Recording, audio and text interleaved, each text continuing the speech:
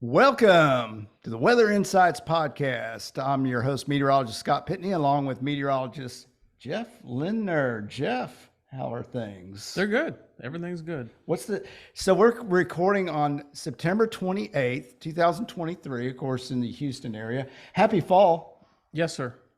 Yes, sir. Let's see. Fall started what, Saturday? Yeah. Saturday. What's the heat index today? I don't know, 100, Yeah. 105. Yeah. So we have our very special guest and good friend of mine, Mr. Howie Gordon, meteorologist Howie Gordon, who also is a broadcast meteorologist in the great state of Texas. Howie, welcome to Weather Insights. How you doing, bud? Thanks, Scott. Thanks, Jeff. Yeah, I see. I like your stuff all the time. You're always doing this, and we talked, a few months ago. Let's say, hey, let's get one going. We can talk all things weather, Bigfoot, Jedi, whatever you want to do. Yeah. So I'm a weather guy here in Victoria. That's right. I mean, that's how I met you.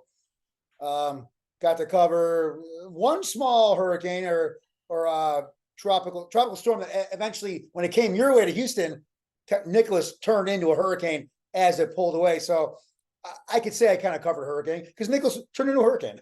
Yeah. Well, you wanted to come to Texas to cover hurricanes. Absolutely. So after freezing my off for over 3 years in Alaska, now I'm from Chicago. I'm used to cold winters, but I'm not used to them being 6 to 7 months out of the year. And that was the problem in Alaska. So when I talked to our station down here in Victoria, Texas, he's like, okay, I'll make you an anchor.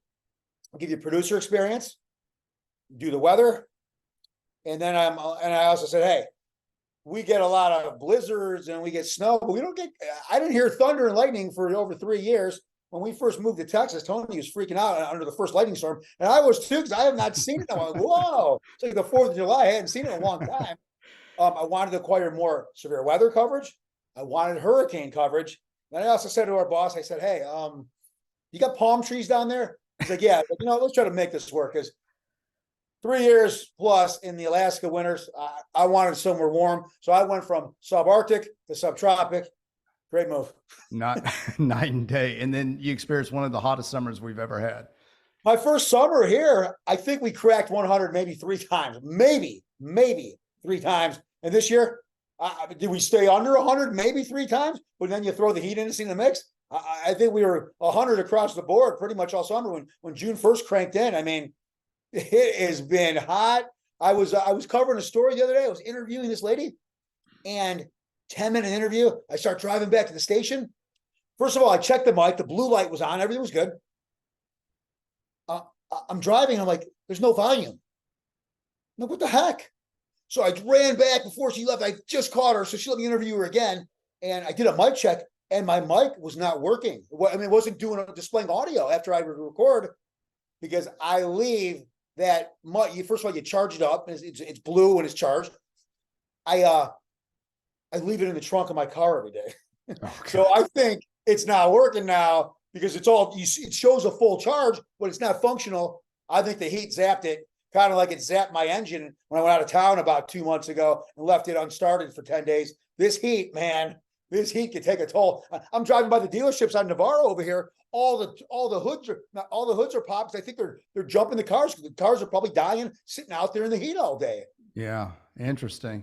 Yeah, and Jeff can probably correct me on this. Jeff, his expertise, he's been a meteorologist in the Houston area for 20 years, but he works for Harris County Flood Control. And so I think that this summer would or could have been as bad as 2011, but we had pretty normal rainfall the first 5 months of the summer. Is that the main difference, Jeff? Yeah, I would say that's the main difference. And if you look at the number of 100-degree days, I actually looked at Victoria, and Victoria blew 2011 out of the water. It wasn't even close. Really? Oh, yeah. Down in South Texas, South Central Texas, it's been by far the hottest we've seen. Yeah. It doesn't even, 1980 doesn't even come close. Yeah. I mean, it's not even close. Yeah. Up here. Sunday we hit 101 with a heat index of 114 just last Sunday down here in Victoria. Yeah. The second day of fall. Yeah, second day of fall. Yeah. But I mean, it's not really surprising when the ground's so dry.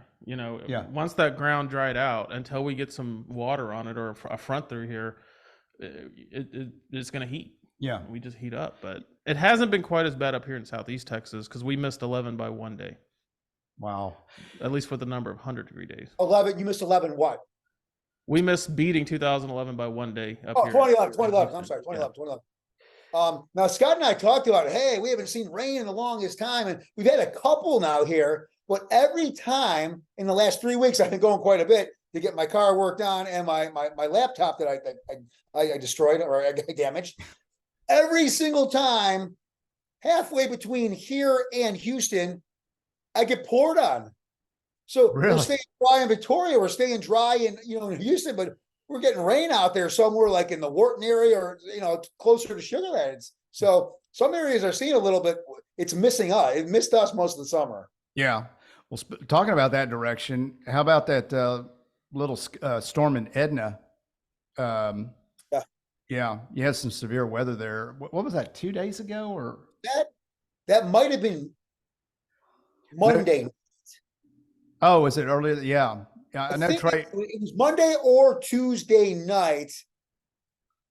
I think it was Tuesday night. I think Trey posted some pictures.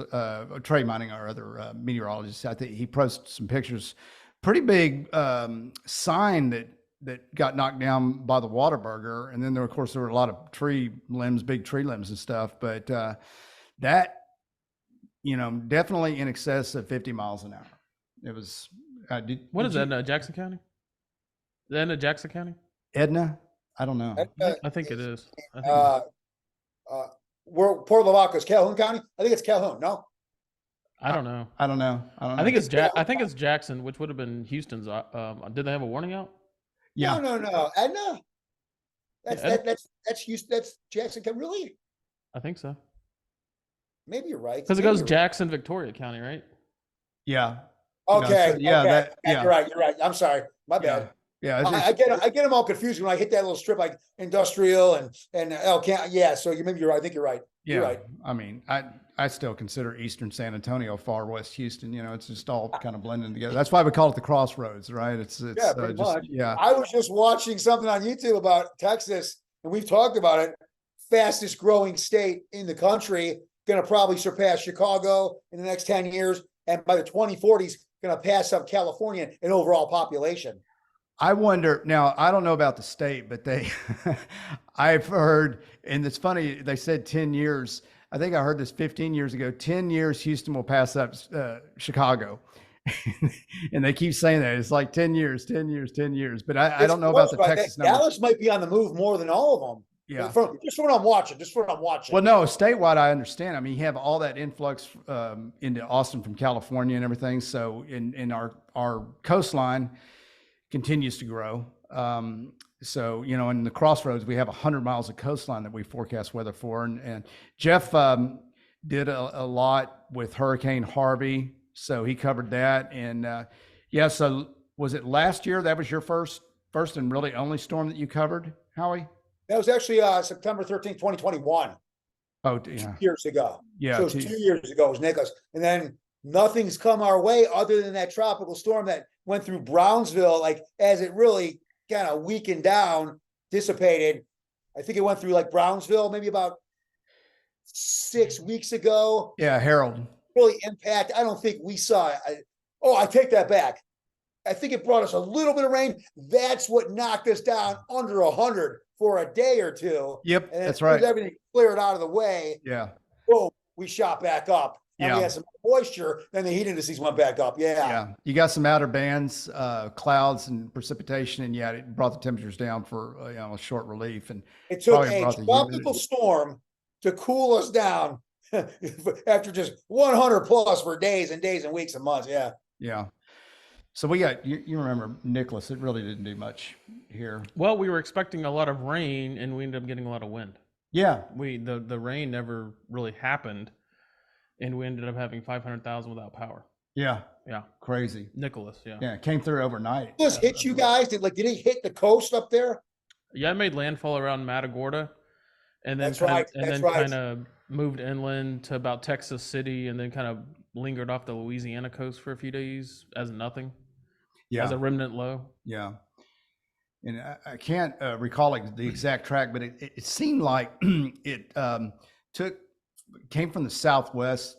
It was kind of an unusual track. We don't really get storms that track like that into this area so much from the southwest. If we get something from, if we get one in Houston or Galveston, it's usually from the south or southeast, somewhere along those lines. Yeah, So but it's I mean, kind of this one unusual. was more a southerly track and came up into us into Port Lavaca. Me and Yeah. Adam were standing out there, getting blown around, and we went for the dinner in between the shows, and I was like, "Wow, what's going on? It's where's the strength? It's gotten weaker and weaker, but it was pulling further away. It was headed towards you guys, and as it got the waters, then back in the water, it powered up into a hurricane, and That's so right. Yeah. Yeah. For a while, we were all wondering if it was going to get a name. And that's right. It jumped back out in the water and I think got to Cat 1. I mean, it made landfall as a Cat 1, but it was the recon found Cat 1 winds like right at landfall. I mean, it was right at landfall where the plane found enough. Yeah. Yeah. I mean, it's subjective sometimes. So yeah. Yeah. That's right. Maybe the drop signs actually landed on the land. Well, would that be a first? No one would be in all kind of trouble. Yeah. Go get that one quick. no, that's very likely. Like you said, it hit as a 1 before then it started weakening, but because it was moving our way as a tropical storm, and then pulled away. Yeah. And it disappeared on us. Like, where's it? What happened? But because Brian was back in the studio, I was on the coast. Brian's telling me, "Oh no, it's pulling towards Houston now." I'm like, "Okay." That explains why it started to feel less wind, but then it got stronger. So it got stronger, but by that time it was already pulling away from us. So Yeah. Well, there was also a lot of shear, so it was lopsided. So you're on the upstream shear side, so you're dry. Yeah. Versus us, who's on the down shear side, so we're getting all the weather. Yeah. Because we were east of the center. Yeah. Y'all were west of the center. yeah. Okay. So southwesterly and westerly shear, like you typically have in the Western Gulf, is going to push all the weather the other side of it. Mm-hmm. Mm-hmm. And it was just that last minute right before landfall, there was a big blow up of thunderstorms right over the center that pushed it over the edge. Yeah. But I mean, for all intents and purposes, a 70-mile-an-hour tropical storm or a 75-mile-an-hour hurricane is virtually no different. I mean, right. virtually the same thing. Yeah. Some rain, and I did notice it got, I mean, I could hear the wind outside. It wasn't what I was expecting. I was just kind of like, this thing is, I went, not going to be much. And I went to bed and could hear it, like held its strength pretty good. Yeah. So Howie, I wanted to ask you, I don't know if I've ever asked you, we've had a lot of conversations, of course, but I don't know if I've ever asked you this question. How did you get your interest in weather? Do you remember how that started and developed from there? I mean, I was always fascinated by the weather. I mean, I don't know at the level that you are. Scott just, loves and I love it too. And I could say, my passion for it's as strong as yours, but I would, I just see weather. I was just always, and first of all, I wanted out of the weather living in Chicago. It was cold and nasty all the time. But, I used to see the guys on TV and I'm like, you know what? I like weather. I could go on TV and talk about that as well. But I've always had a fascination with it. Always watching hurricanes. And I lived in Florida for 8 years of my life. So I went through a bunch of hurricanes. I don't think I took any direct hits, but they were, one, Hurricane Eileen in 99 hit me. Palm trees are touching the ground. I got pictures of that, a lot of flooding. But all the bigger ones would either have dissipated or hit different parts of the coast. But, I get some of the outer bands, pretty strong. So I had a fascination just with weather, just innate. Why do I like ice cream? I have a reaction that I love weather. I've always had a fascination with animals and weather. And I was a Steve Irwin fan. So, if I took not that weather is any safer because it can be dangerous, but if I went the animal route and, by the third episode, some crocodile's going to probably take my arm off. So I'm like, okay, I'll go with the weather pattern. That's what I stuck with. I have a piece of paper, back in 1999, become a weatherman, but I know I wanted to do that before that. Yeah, it's been a lot. I mean, it's 99 for sure. I got it in writing. I still have it, become a weatherman. But I mean, I've wanted to do it long. I just had a fascination with weather, with tornadoes or storms or hurricanes and everything. I remember being a kid and, you're sitting in your house by yourself and you'd be on the phone with your mom or dad and they're like, Yeah, be careful, man. Those storms, and you see it on the news, and they're talking how it could kill you. You're as a kid, I'm like, oh God, man, a thunderstorm or tornadoes. You think it's coming through your house. I mean, Right. there's a slim chance that it's going to be your house, but you Right. just think, oh crap, man, Yeah. it's coming my way. And as a Yeah. kid, you're scared of that. Right. Different than you see your pets running around out of control because they're afraid of the unknown, whatever's going on. But then I started taking some classes online as I was living in South Florida. But then I went, into my reality TV stuff and acting stuff, Big Brother. After that, I went back full time, 1 semester down in Mississippi State, and then I took the rest. I moved back to Chicago because I had some online classes at some other, for the regular degree. I think I took, a history, a writing class, a literature class, and did all that, and finally got my degree and got into the weather. My first job was in 2015, but I had a friend that wanted to hire me as the weekend storm chaser in Lubbock in 2009.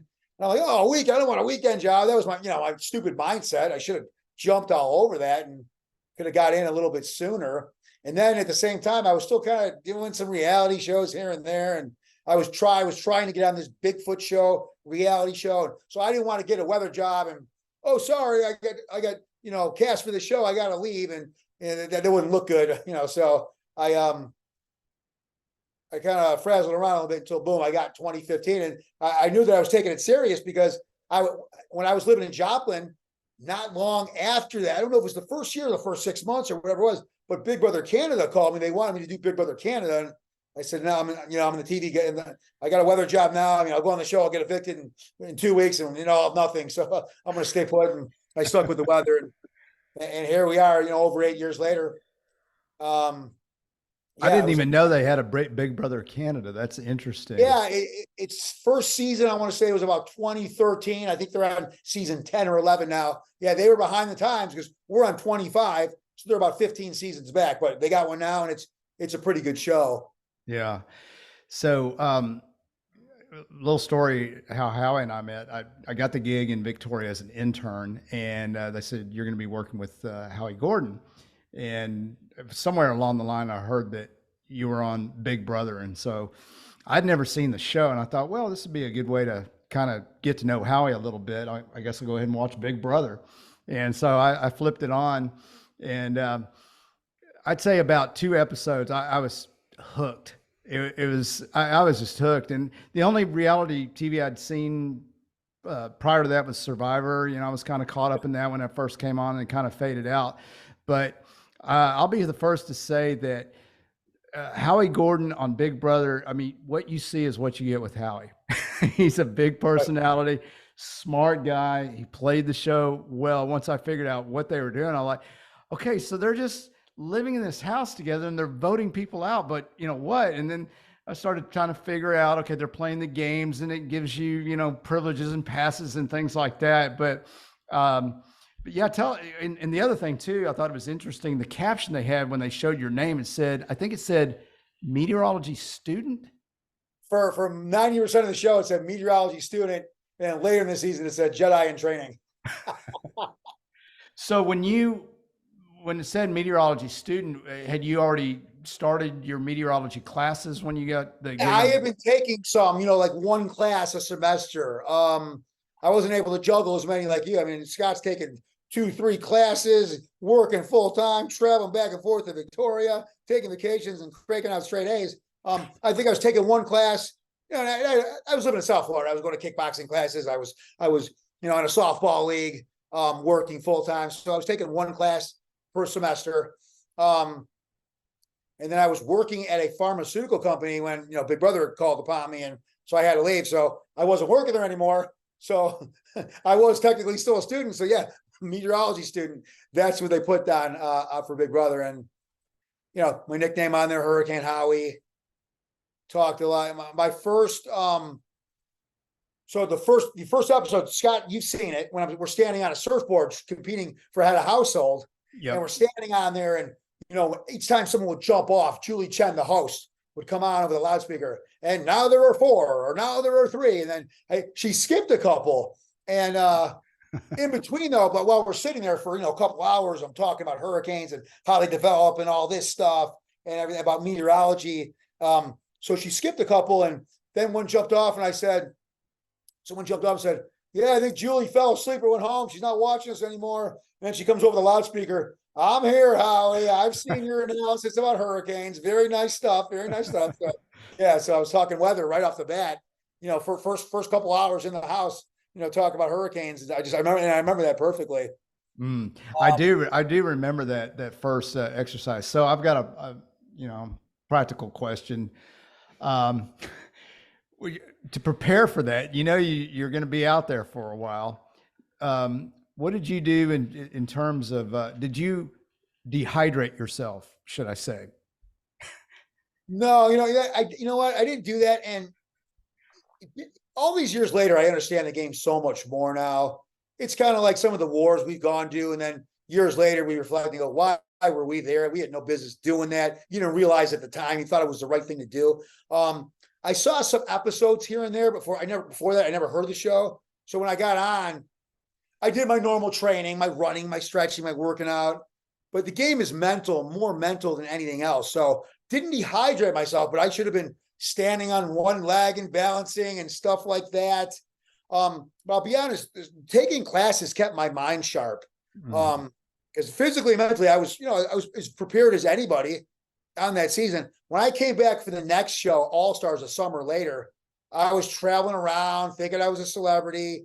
People are flying me out for their 50th birthday party, paying me money, eating fettuccine Alfredo every night. So I wasn't as physically and mentally prepared the next year. And it was very noticeable in my events I was trying to do. I just wasn't as competitive.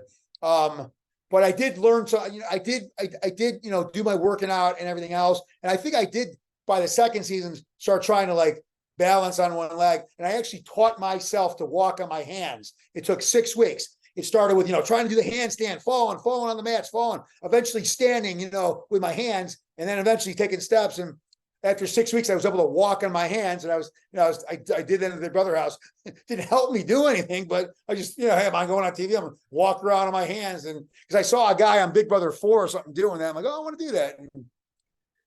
And I was at Universal Studios working this gig in between the summer of Big Brother 6 and Big Brother 7 All Stars. And I was repping lightsabers for Master Replicas. If I got them on a show and got the website on there, I made money off the sales. I was working some event at Universal Studios, and these little kids were running at the wall, pushing off and doing flips. And I'm like, oh, that's kind of Jedi I like to learn that. And I Googled it, but we were talking about it, yeah, just make sure you push off.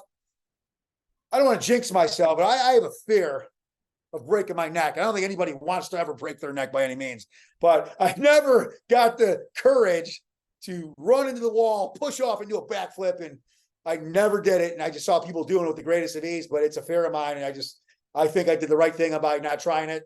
No doubt. No doubt.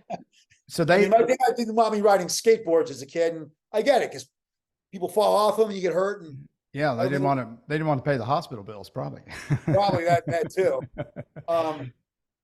So that was, yes, I trained a lot of things, but Big Brother always expect the unexpected. They threw something at you because I tried to hang on to that spider web on Big Brother All Stars, and my grip was fine, but I had this tremendous pain going through my neck that just overcame me, and I had to let go. My hands, as much as I was struggling, I could handle it, but something was coming in my spine and my neck, and it made me not be able to go. So there's all kinds of things that come your way.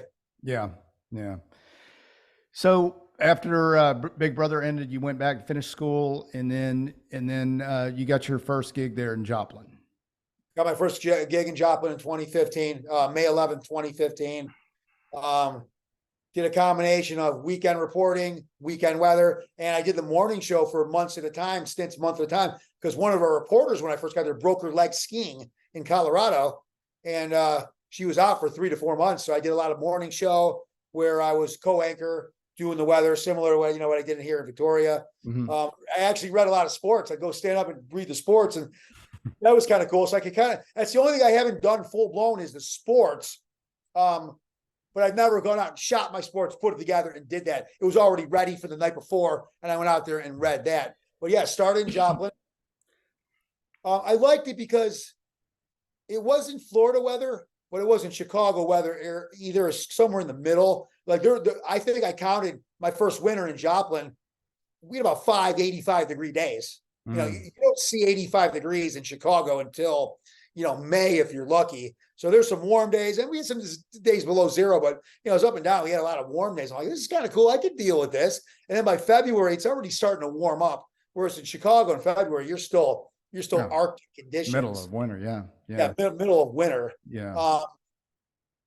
But after my Joplin job gig, after 2 years, I started sending my resumes out, and I'll send them out anywhere, because there's nothing worse than, you're always having a conversation, getting yourself smoother about, with the interviewing process, or, you might send a resume to A has no need, but they know C does, because they're related somehow, and they send it their way, and hey, the networking. So I'll send it out. I don't think there's any wasted opportunity sending out your reel and your resume. So I'm sending something like, oh, Alaska. Well, I don't know, but I'll send one out. And the news director starts calling me, and then they want to fly me out. I'm like, hey, I'll take a free trip out to Alaska. I've never been there before. So I go out there, then they start talking pay. I saw the studio, which looked like CNN. I think it was only 3 years old at the time when I got there. Beautiful state-of-the-art facility. I can't even put it into words, the comparison of that studio to Victoria. I'll give a few examples. I think the men's bathroom is bigger than the new one. I'm not even joking. Yeah. Where was that? Canvas closet. Anchorage, right, Howie? Anchorage, Alaska. Yeah. I went whale watching down in Seward, but you had I was there for 3 years. You had reporters that have been there 6 months. They saw more of Alaska than I did, because I was the in-house morning weather guy. I never left the area other than a few drives here and there. They're flying all the way up to Ukjavik in the Arctic. They're flying to Fairbanks, in the middle of the state where it's 30 below zero before wind chill when you wake up in the winter. They're flying out to places out there on the West Coast where you can almost see Russia. And they saw more places than I did, but because I was the weather guy. If I was a reporter, I would have hit the road more, hit the plane more. But it was beautiful. I saw some bear, beautiful hiking up there. But as I said earlier, Chicago was harsh for 3 to 4 months with the wind chill. Now, I'm not going to speak for all of Alaska, because it's like comparing North Florida to South Florida, or comparing the weather in Lubbock to Victoria. But where I lived, I was protected by mountains, and I was on the water. So unless there was a wind event, which we got 3 or 4 a year, maybe, we get 100-mile-an-hour winds coming through the mountains, but no wind, not very windy at all. So lack of wind chill. If it's 19, it's 19. In Chicago, it's a different story. If it's 19, it's 5 below zero with the wind chill, because the winds were intense. So I thought Chicago was more harsh, but Alaska, too long, 6 to 7 months. Okay, you say you thaw out in mid-April, you're thawed out, but it's still 41, cloudy and rainy until June.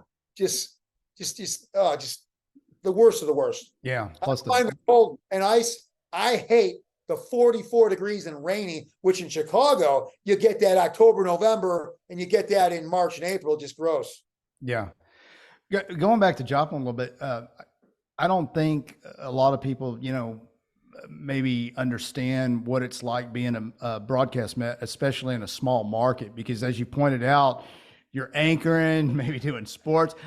My first day in Victoria, they said, "Hey, Scott, can you go cover a fire?" I thought about you the other day because there was another burnt car. There was a burnt car somewhere, and I said, "Was that the one Scott covered?" They're like, "No, that was today." There was one again the other day. It was either at the mall or the HEB. A car burnt down just like that. Yeah. But sorry, Stephanie, go ahead. No. But and Jeff and I were talking about this before the show, and we don't really get a lot of time to do true forecasting. We don't have much time. We've got the shift for what we call, I guess, the day shift for primetime show 5, 6, 9, and 10. We get in at 2, but most people get in a little bit earlier, and you put your graphics together and you're doing a forecast. When the weather's pretty benign, it's pretty easy. But if it's going to be severe, or if there's inclement weather, there's a lot going on, and we don't really have the support to produce the show. We produce our own shows. We make our own graphics, and we're the only ones that ad lib during the broadcast. Yeah, they're all reading the prompter, which nothing wrong with that. No, I think no. it's I love being able to freely talk. I think it's so much easier and more natural sounding just to get up there and talk. Now, as you touched on that, Scott, for example, at Tim Heller's level, did they build his shows for him? No, I think the weather guy's always doing it, no matter where you are. Am I wrong? That I don't know. We got a reaction out of Jeff. I'll be quiet. See, now I'll be quiet. Jeff works with a lot of the broadcast folks here in Houston. But anyways, You know what? I'll say this. I do know of one individual that was on TV here in Houston that did have his graphics built for him, but he's the only one that I know of. yeah, Yeah. yeah. But we I take do. that back now. Graphics, that's fine, but the forecast, like, I got to know my forecast. I got to put that together because when I know it, when it's mine, it's your forecast. You can talk about it. The graphics you can get the help on. That's fine because the graphics are going to tell you your weather story. But I mean, he still would do the forecast and get the numerical data corroborated. Oh yeah. Well, and that was one. Getting into the business too. One thing that Tim helped me on a lot of things, but one of the things that he helped a lot on was to write your weather story. First, start with your headline. What's the lead? What's your headline in weather? Start there and then give the essential information. The main components, wind, sky. When I say sky, that's, includes rain and precipitation and all that. Temperature, which of course includes feels like or wind chill, whatever season you're in. Wind direction and speed. And then if there's any watches, warnings, inclement weather, any things like that, hazards. Those are the four things. And just essential, it's all about timing. You got to think about what people are planning for the day. And, Jeff is not on TV, but I follow him on social media, and he's got a huge following, and it's easy to understand why, because he's good at that. It's like people follow Jeff because they trust him, and because he doesn't hype it, he just lays it out there. Here's what's going on. So I got a question, because I think this is a lot of people's questions when it comes to TV, anything nowadays. Are you operational, Jeff, or are you broadcast? I apologize. I'm not broadcast. I'm operational though.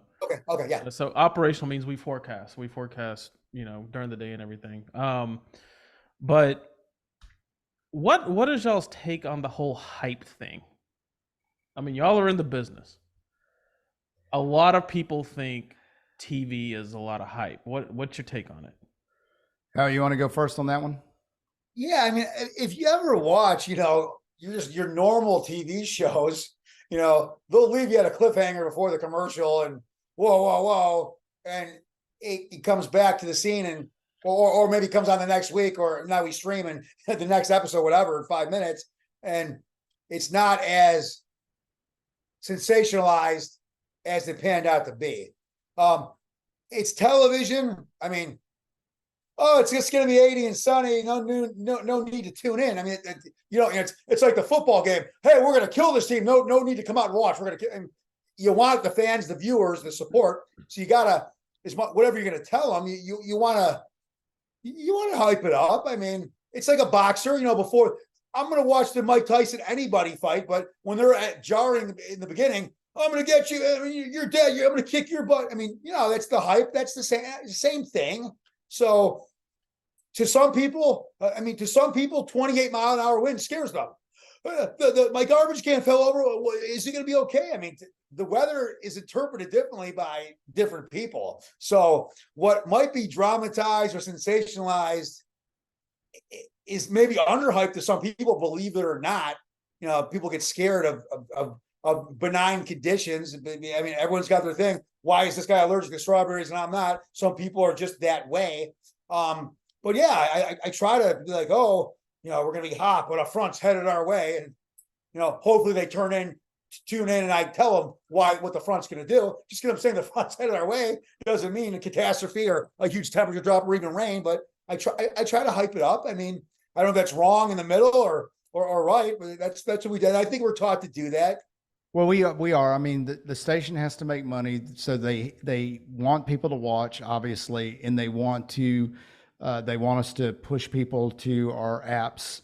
And so I think, I don't, I think a better word that at least I try to keep in my mind is to try to, I like tease. I like the word tease. For example, we do teases all the time, and it's like, okay, front's expected this Saturday. Will we get rain? We'll talk about it next. That will, I tease like in a question form, and I know you do that a lot, Howie. In fact, I learned a lot of that from you, just, Howie was sitting right there in the newsroom on my first few broadcasts, and just keeping me from passing out. But he would help me a lot with the teases and stuff. And I thought that was a really good coaching point from you, is to do it in the form of a question. Here's what's going on. How much rain will we get? How hot will it get? How cold will it get? Whatever it is, we'll talk about it next.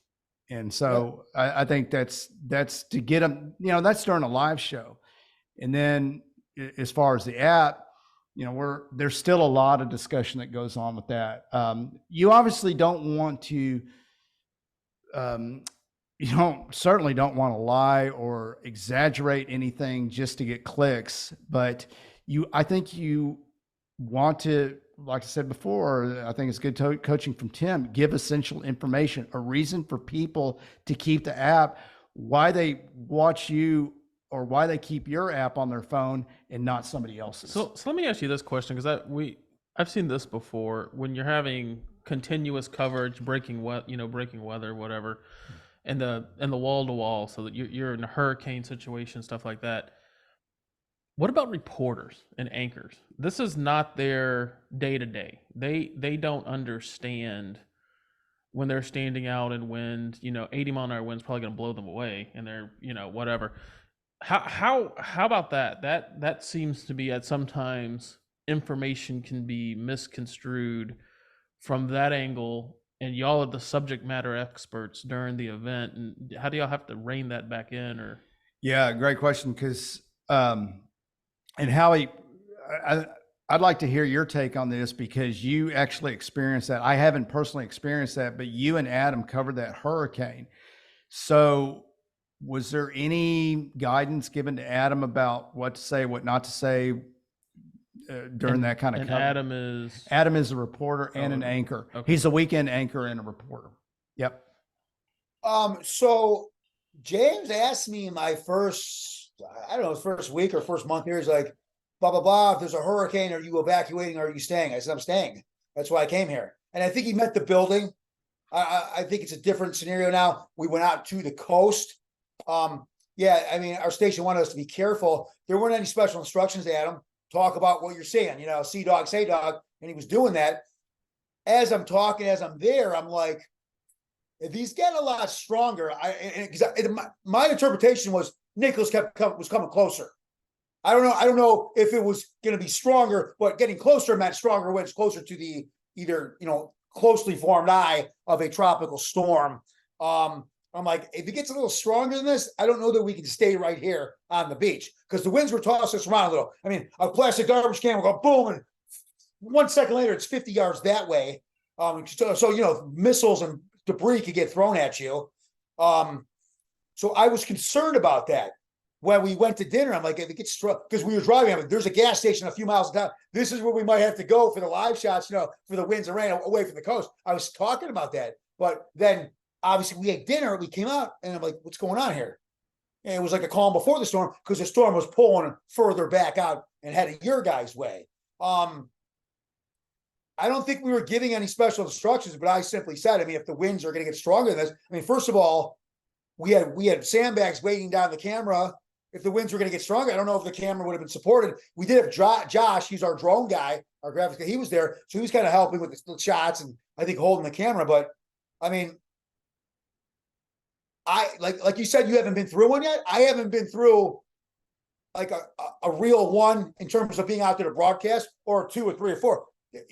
You probably have to take higher ground somewhere, because the 2s and 3s will throw a storm surge at you. So you got to be careful with that. And if the winds get, noticeably stronger, you're going to have to be smart, whether you're a meteorologist or not, and take some type of shelter to protect you from things being flown through the air that are not projectiles. So with that instance from, my lone, tropical storm via hurricane, I was concerned. I'm like, if they get stronger than they are now, we could have some problems, but it ended up pulling away. We didn't have to cross that path. But yeah, I mean, it can be very dangerous out there. I mean, we obviously tornadoes are way more unpredictable, and storm chasers have been, been killed instantaneously. The thing about hurricanes, you got some time to make some decisions, but if you're hunkered down in the wrong place, then you got to be careful. Yeah. You just got to be mindful. I mean, well, and to Jeff's question, to me, just as somebody watching, I haven't been in that position yet, but as me watching the coverage, I think you leave the meteorology stuff in the hands of the meteorologist. I don't think a reporter should be out there and say, okay, I'm standing here in 6 inches of water. We expect this area to be in 3 feet of water in the next couple of hours. That's a meteorologist's job to cover that kind of stuff. I think a reporter should be more like, I'm standing here, you see behind me, there's a road closure. I'm at, Highway 87 down, kind of tell, like you said, Howie, describe what you're seeing. Or, we talked to some residents here and we asked them about if there's an evacuation order, what do they know what to do? Things like that. Talk more about the human element, but kind of stay away from the weather part of it, the forecasting, what to expect and that kind of stuff. I think those should stay in the hands of the Met, personally. I talked about both of those, what you're talking about. Now you're also talking about one of the smaller markets where our resources are spread thin. Sure. I think the larger markets or the national places, the guys out in the thick of it, those are meteorologists for the most part.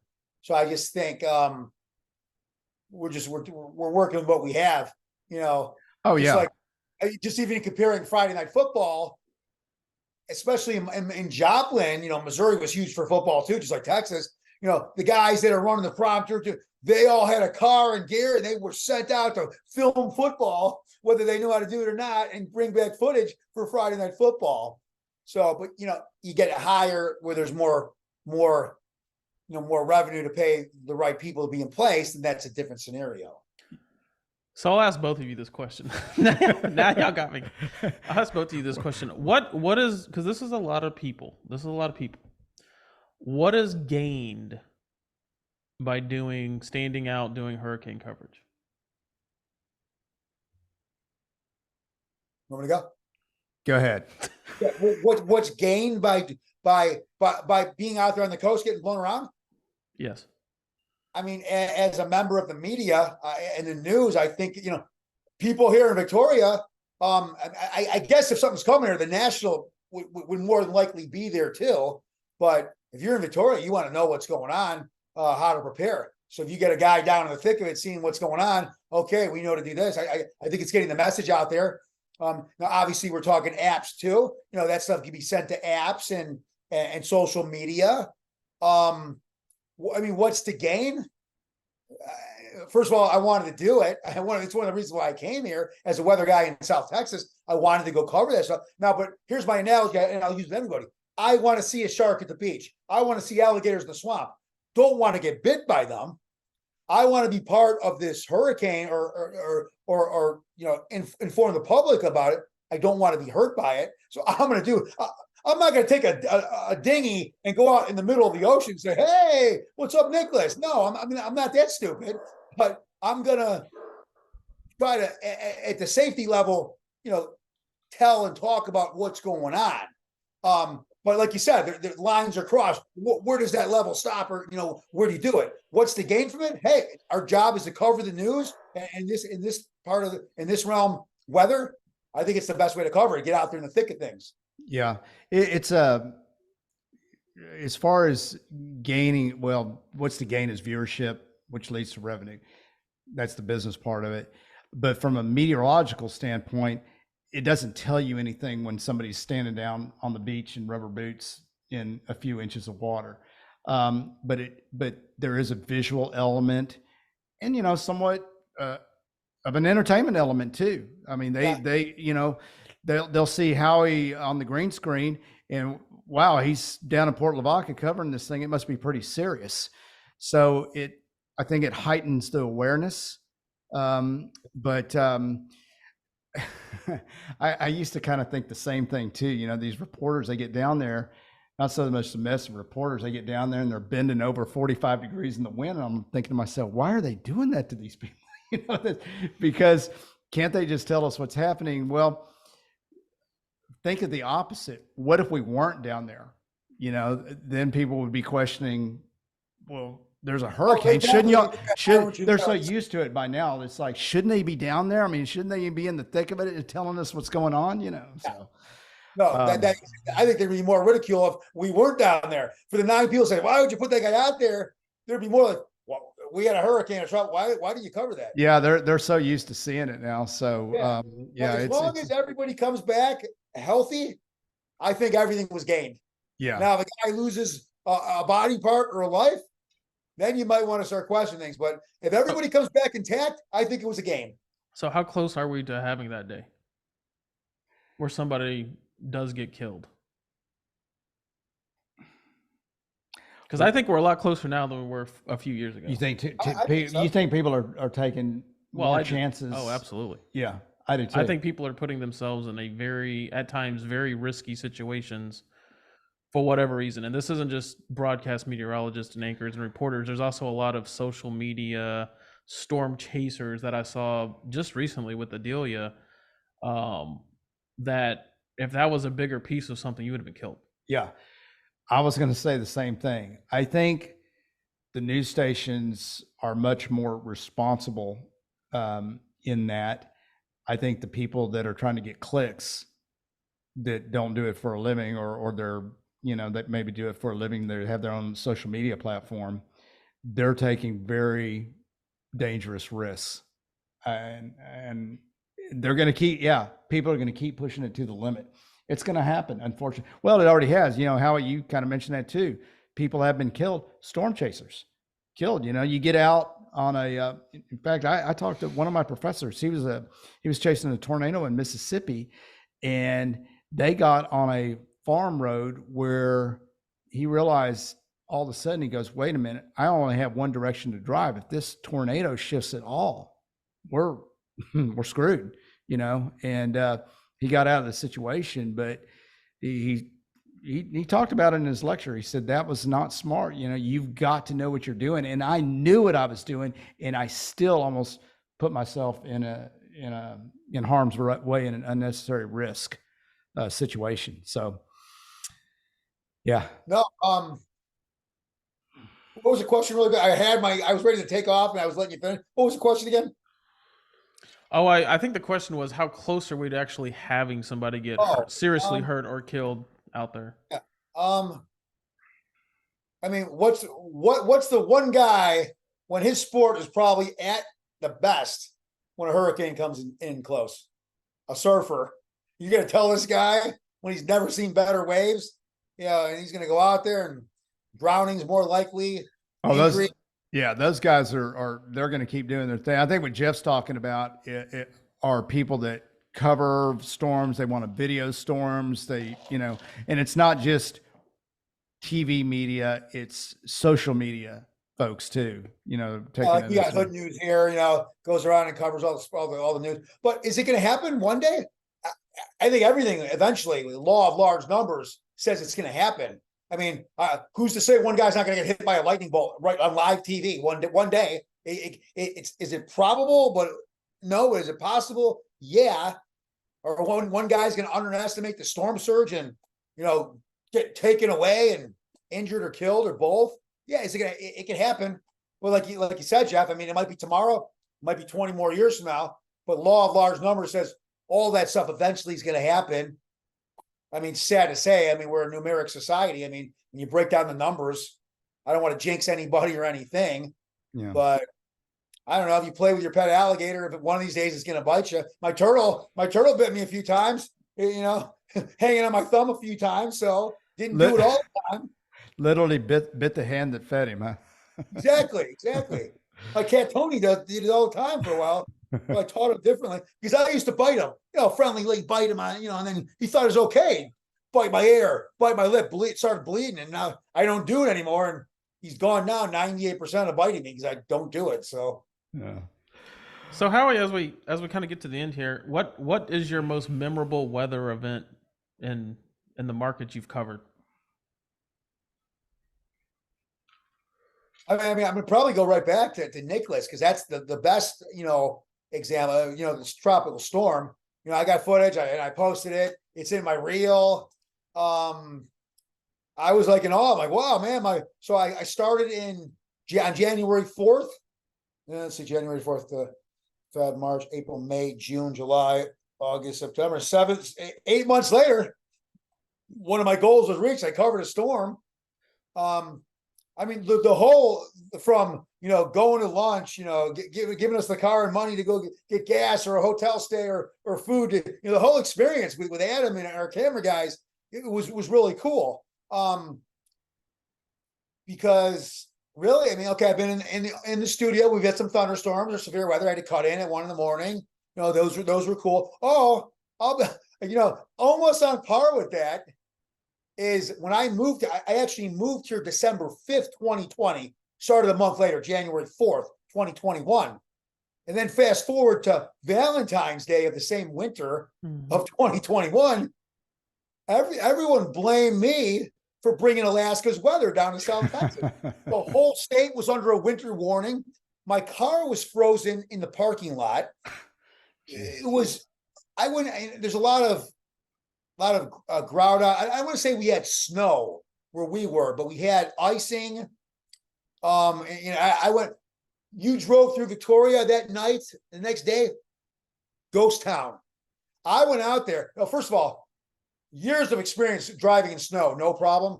I don't care if you drive every day in ice. You are not an expert. That ice will take your car unless you drive slow. But it was open roads. I drove towards the mall. I just wanted to see it for myself. And, I'm breaking, sliding out. There's no cars. I wasn't worried about anything. There was no one on the road. So I went out and tested the roads. I'm like, wow. I mean, if you were a Texan and Victorian, you cannot be driving in that. Because if there were cars on the road, there'd be accidents all over the place. And they were smart to stay pretty much off the roads. But that was really cool because here we are.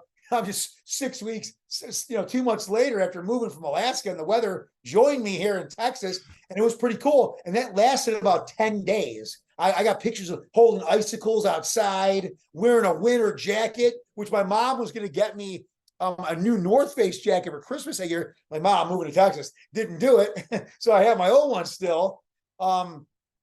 So that was pretty cool. Palm trees. I out my apartment, there's this beautiful palm tree thing. Friggin' died from the cold, and most of them never rebounded. They did replace that one about a couple months later. But yeah, palm trees died. It got just.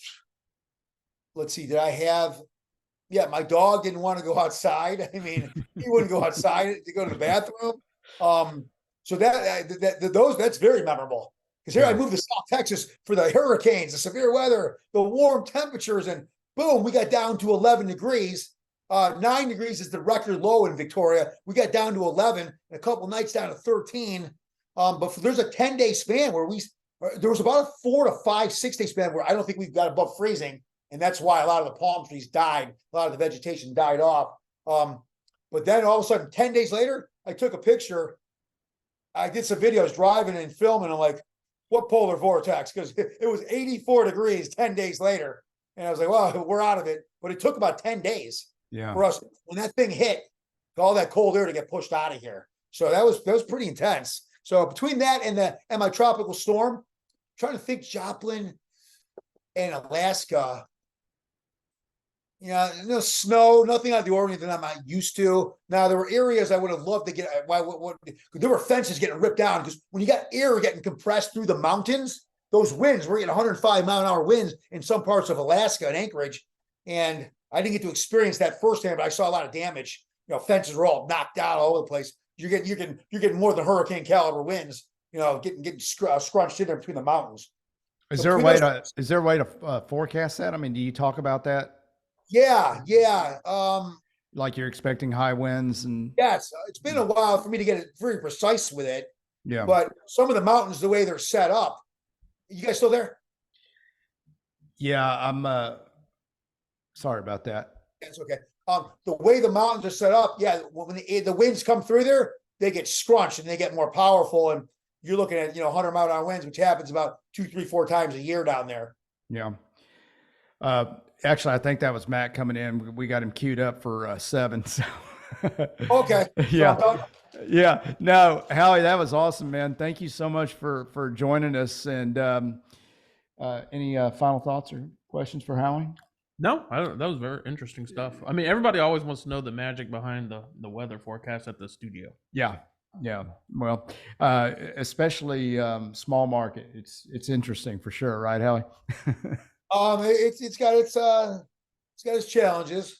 Yeah, viewers out there, don't try that weather stuff at home. I'm just kidding. Yeah, it's a lot of fun. And yeah, I appreciate you guys bringing me on. Call me another time. You want to come back on? I had a lot of fun with you guys. It was very, very educational, and I had a blast. Same here, Howie. All right. Well, thanks again. And hey, we'll see you tomorrow. Sounds good, Scott. I love you, bud. Nice to meet you, Jeff. Yes, you too. All right. Thanks, See you, bud. Bye. Thanks, Scott.